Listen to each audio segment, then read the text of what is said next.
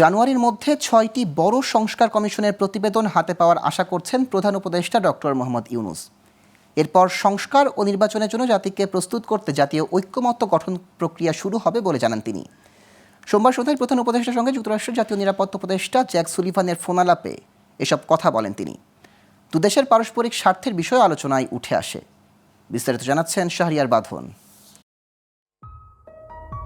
সোমবার সন্ধ্যায় প্রধান উপদেষ্টা প্রফেসর মোহাম্মদ ইউনূসের সঙ্গে ফোনে কথা বলেন যুক্তরাষ্ট্রের জাতীয় নিরাপত্তা উপদেষ্টা জ্যাক সুলিভান। আলোচনায় দুদেশের পারস্পরিক স্বার্থের বিষয় উঠে আসে। এ সময় ৮ আগস্ট দায়িত্ব নেওয়ার পর ৪.৫ মাস ধরে প্রফেসর মোহাম্মদ ইউনূস অন্তর্বর্তী সরকারের যে নেতৃত্ব দিয়েছে তার প্রশংসা করেন যুক্তরাষ্ট্রের জাতীয় নিরাপত্তা উপদেষ্টা। বাংলাদেশের অর্থনীতি ঘুরে দাঁড়াতে শুরু করার পাশাপাশি গুরুত্বপূর্ণ রাজনৈতিক নির্বাচন সংক্রান্ত এবং অন্য সংস্কার শুরুর যে অগ্রগতি হয়েছে তারও প্রশংসা করেন জ্যাক সুলিভান।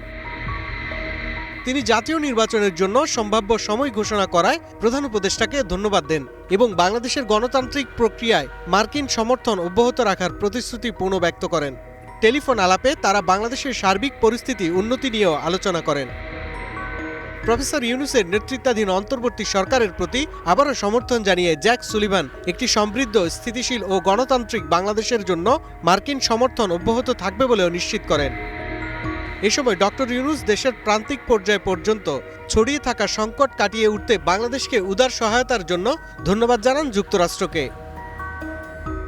তিনি সেপ্টেম্বরে নিউ ইয়র্ক সফরের সময় মার্কিন প্রেসিডেন্ট জো বাইডেন এবং মার্কিন পররাষ্ট্রমন্ত্রী অ্যান্টনি ব্লিংকেনের সঙ্গে তাঁর বৈঠকের কথাও স্মরণ করেন।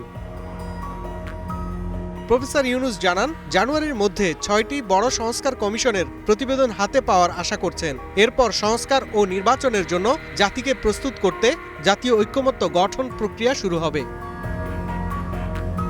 শাহরিয়ার বাঁধন, গ্লোবাল টেলিভিশন।